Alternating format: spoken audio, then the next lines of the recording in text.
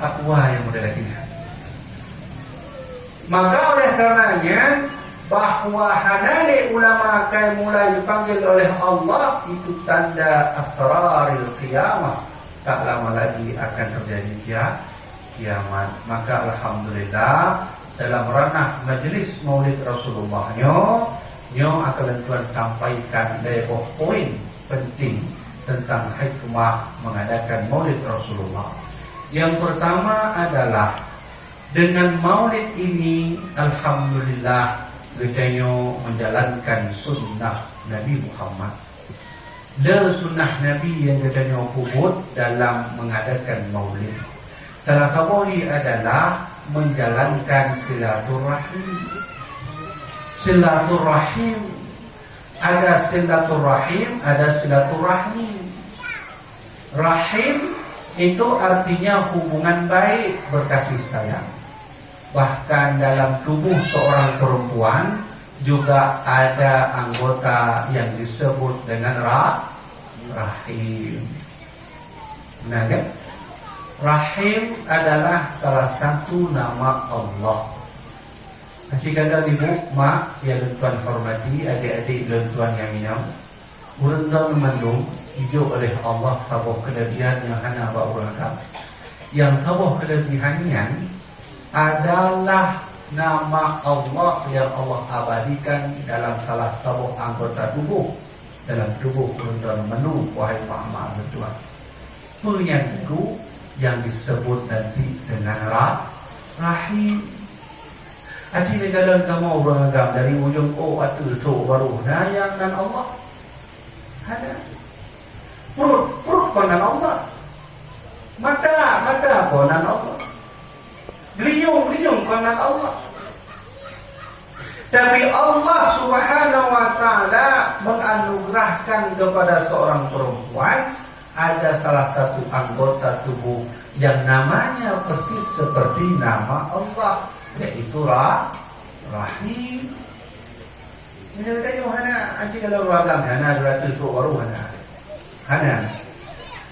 Maka oleh karena itu Maulid Rasulullah yang kita nyukubanyo ada satu pahala terbesar yang kita nyukubur punya silaturahim. Maka kata Rasulullah, alaikum bil jamaah, urang dan memandung harus berjamaah. Man syazza finnar, siapa yang sendiri maka sendirilah masuk ke dalam neraka. Maka sunnah pertama yang kita kubut yang itu pahala kita mengandung oleh Allah dengan pahala raya dalam Maulid Nabi adalah silaturahim. Ayah yang tuan hormati, bahwa Indonesia kita kalinya adalah Indonesia yang akan dihancurkan oleh orang-orang yang tak senang terhadap Islam. Uronyo acin dan ayah, maaf dan tuan hormati, bahwa di seluruh dunia mayoritas umat Islam yang masih hidup hingga saat ini dan sampai kiamat adalah Indonesia dan Malaysia. Suriah, bagaimana keadaan Suriah? Dulu beragama Islam, mayoritas Islam, tapi karena mereka tak bisa mempertahankan politik Amerika, maka dibombardir oleh Amerika. Keuronyo Suriah Hanale itu bidlah yang disebut dengan ISIS. Nah, form ISISnya? ISISnya menyebutnya lawan ISIS. Nah, icok udahnya tu, hana payah-payah dalil koh daku kabeh nanti. ISIS. Bagaimana Palestina? Palestina mayoritas Muslim, mayoritas Islam. Tapi karena dulu mereka tidak mau menjalankan perintah Allah dengan sebenar-benarnya, puronya Palestina sudah dikuasai oleh Amerika. Maka oleh karena itu negara Indonesia dan Malaysia adalah target utama penghancuran. Hanya hanapu seolah-olah benar dengku. Hanapu dengku macam dia yang mata nonton film. Karena dokter itu hurufnya di Indonesia, yang dari Indonesia, di Papua 97% diambil oleh Amerika, ingitanya hijau oleh awak Amerika cuma 3% saja. Wallahu a'lam, pukul 20% atau 3%. Sehingga wakil pemerintah Jokowi alhamdulillah sudah dinaikkan menjadi 45% ke atas. Berarti hak yang di Indonesia itu diberi oleh Amerika 45%. 45% datanglah harta itu ke kursi jabatan yang kabeh dan kabeh. Kemudian itu lompengnya di baru jabatan barunya miungnya karena di kabeh kabeh. Sehingga orangnya ada padanya. Maka yang kena Tuhan sampaikan, kita secara tidak langsung hasil buminya sedang dijarah oleh mereka. Maka target utama penghancuran Indonesia adalah menghancurkan agamanya. Gimana cara menghancurkan agama? Difitnahkan ulama dan dimatikan ulama. Maka oleh karenanya gurunya betul getanya dan kampungnya betul contoh dia. Teguh leweng jak guna hanya permendai agama. Kata nauru tanya bakda. Kiban hukum kiro tidak S1, S2, S3 tapi hana agama atau hana belajar agama. Maka lentuan jawab yang harum hukum ini. Tahu yang buka harum, membuka kitab Tanwirul Anwar karya Syekh Muhammad Wali Al-Khadiji. Membuka kitab Sirus Salikin jilid 1 di Muqaddimah. Membuka kitab Durus Samin bab Muqaddimah. Membuka kitab Durun Nafis bab Muqaddimah. Kemudian membuka dalam kitab Kifayatul Awam yang dikatakan oleh Syekh Muhammad Al-Fadhani, siapapun yang tak mau belajar agama, yang tak mau belajar tauhid, yang tak mau belajar fikih, yang tak mau belajar tasawuf, falaisa bil aqil, orang itu bukan orang yang berakal. Ini menjelaskan sejarah wajib. Nanaduri Abdul Ghaffar, tuan beli Abdul Ghaffar. Nanti Abdul Ghaffar? Abdul Ghaffar, mak ayah, adik-adik dan tuan. So yang natong dengar nan Abdul Ghaffar ke Aceh. Atau punya orang Aceh ke Lawai, tengku di putih atau tengku putih. Natong dengar? Yang tak pasti menaikkan tengku putih, ya wajah putih, tak pakai hitam. Abdul Ghaffar itu adalah seorang ulama yang pernah hidup di Aceh dan telah memberi banyak ide-ide untuk orang Aceh. Salah satunya dia mengatakan agama hana putar totole atau benar. Nyo mantau na sebahagian ulun dengan nyo. Lagi karena nyo ideologi Abdul Ghaffar pada Abdul Ghaffar yang tahu deh. Senok nyo. Abdul Ghaffar yang senok horgonya dari Belanda. Dulu Aceh diinjak tak bisa, dihina tak bisa. Kenapa Aceh begitu kuat hingga itu Belanda Aceh bungo? Jawab Belanda tu. Sehingga nak orang tulis buku dan judul buku Aceh pun masih boleh. Bahkan orang Belanda ke orang Aceh, bahkan dia bahasa Aceh mau Belanda. Kata dia Aceh, tak pasti juga Aceh. Bahkan orang lagi seluruh hormonnya orang Belanda ke untuk orang Aceh pun, karena mereka menjajah Aceh hampir 1 abad lebih. Aceh tak bisa dikalahkan dengan senjata.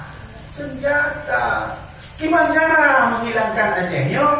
Dibuatlah satu metode yang disebut David et Altera atau politik adu domba. Maka dibuka oleh sonogornya belum?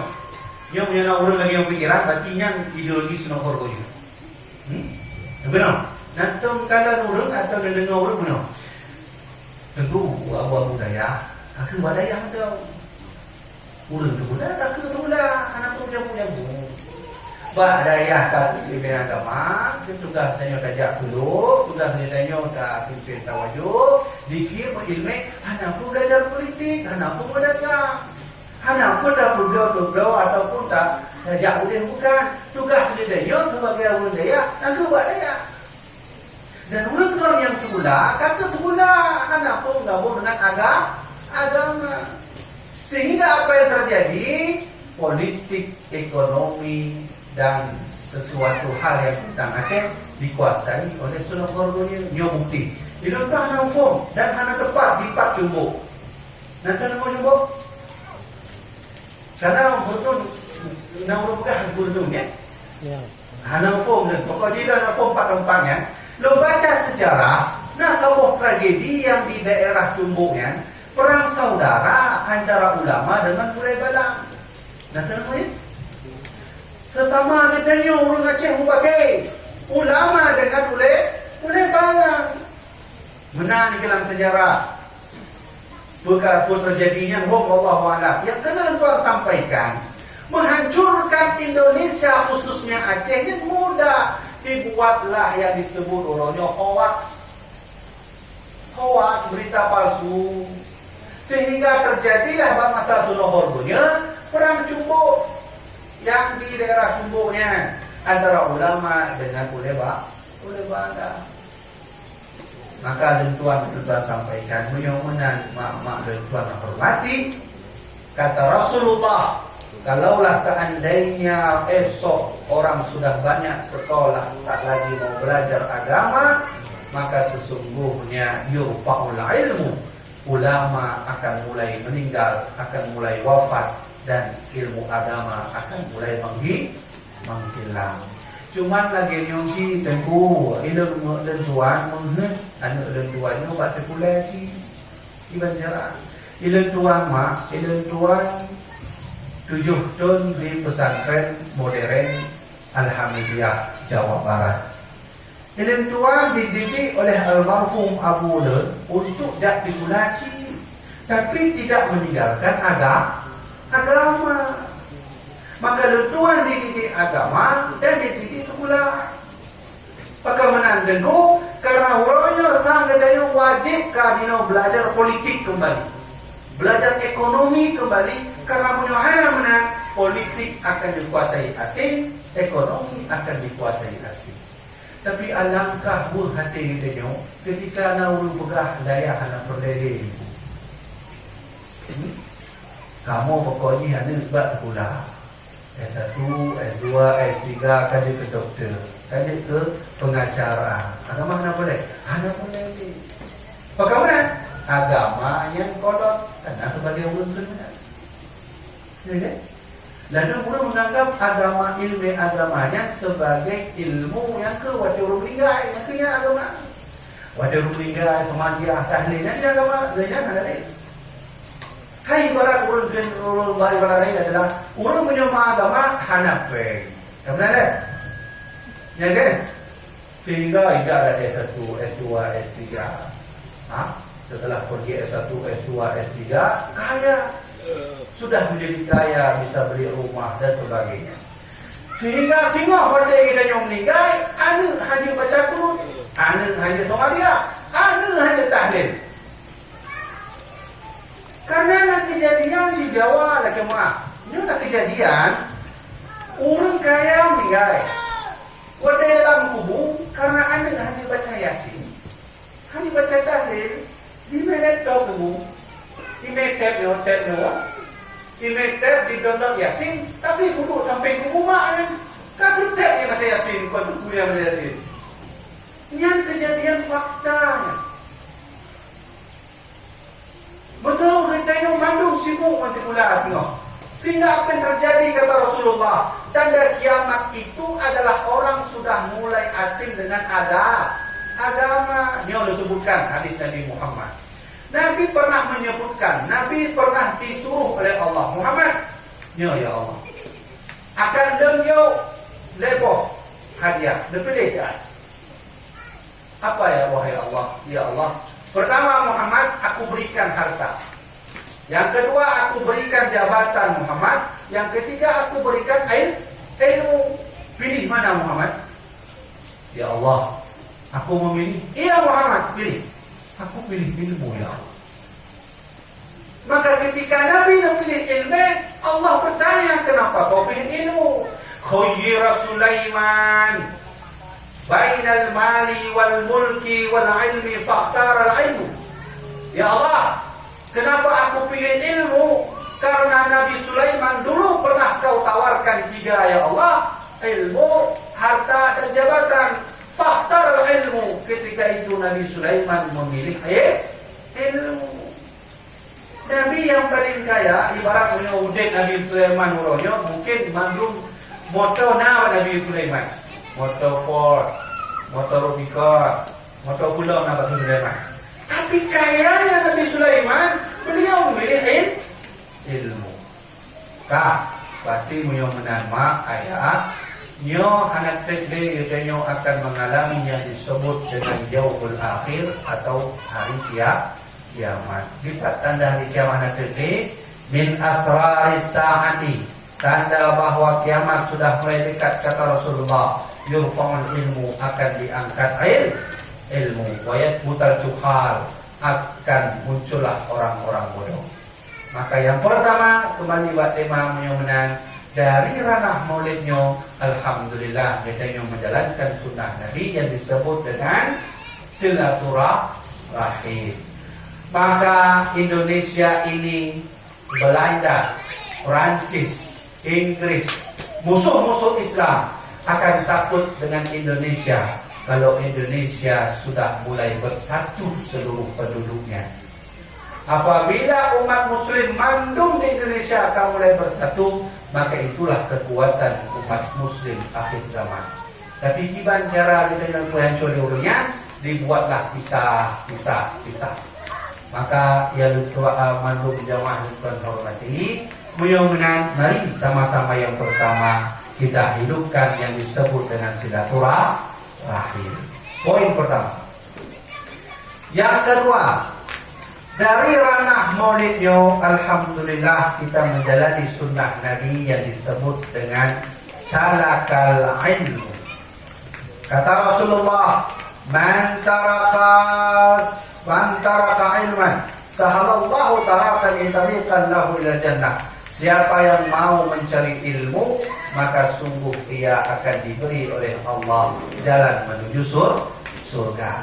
Termasuk ilmu tentang maulid. Maaf ayat yang katanya tahun 2020. Katanya Pak Media uronyo asli kalau Pak Media uronyo kau urung pegang bahwa maulidnya hana Pak makanan. Bila tuan na tabo Facebook ulo tuan dino ka hari ka diserang yang Facebook ulo tuan ka daerah lebih pengikut dan Facebooknya hari. Jadi waktu itu baca Facebooknya munculnya tabo postingan bahwa nasalah 3 bulan to yang pegiat maulud yang sama lagi dosa kabina naudzubillah bahwa orang-orang di masa sekarang sudah mulai membidahkan maulid. Tapi kadang ngaji urun tanya mbak dan tuan tentu. Betul kira-kira nah hadis Nabi yang perintah hanya pakai maulid tidak mudah hanya. Hadis sahih hanya. Punya hadis dhaif nah. Kadang-kadang waktu tuan dan semua namun tanya membertak Tengku, apakah Tengku pernah menemukan hadis Nabi tentang perintah maulid? Maka menjawab hanya Tengku yang sahih. Punya dalam Al-Quran? Hanya sih. Oh, punya dalam Quran, dalam hadis, berarti maulid tidak boleh dikerja. Nah, benar juga tak? Jadi ketika urungnya ada dalam Quran, dalam hadis sana, sehingga begitu kalau mau fatwa, aku fatwa ini. Maulid Nabi tidak boleh dilakukan karena hanya dalam Quran dan hadis. Atau mungkin urun menurun ada perintah bahwa Maulid Nabi itu diperintahkan Rasulullah yang sahih. Guna waktu sebelum berkata, nak kata turun sini dan yang sini tanya ubat sabo hadis. Apakah hadis laulaka ya Muhammad lama akhlakuka itu adalah hadis? Maka menjawab dan hadis, tapi hadis sahih. Nah, hadis sahih adalah hadis laula Muhammadan lama khalaqtuka, yang sahih dalam kitab Al-Mustadrak karya Imam Ahmad. Benar. Nabi Adam alaihi salam, ketika Allah menurunkan Nabi Adam, ya, Nabi Adam karena di bumi Allah, Nabi Adam melaki Allah, ya Rabbi, as'aluka bihaqqi Muhammadin lima ghafartani. Ya Allah, dapat ampun dosa ya Allah dengan keberkahan Nabi Muhammad. Jadi maknanya bahwa Rasulullah saja disebut oleh Nabi Adam dalam kalimat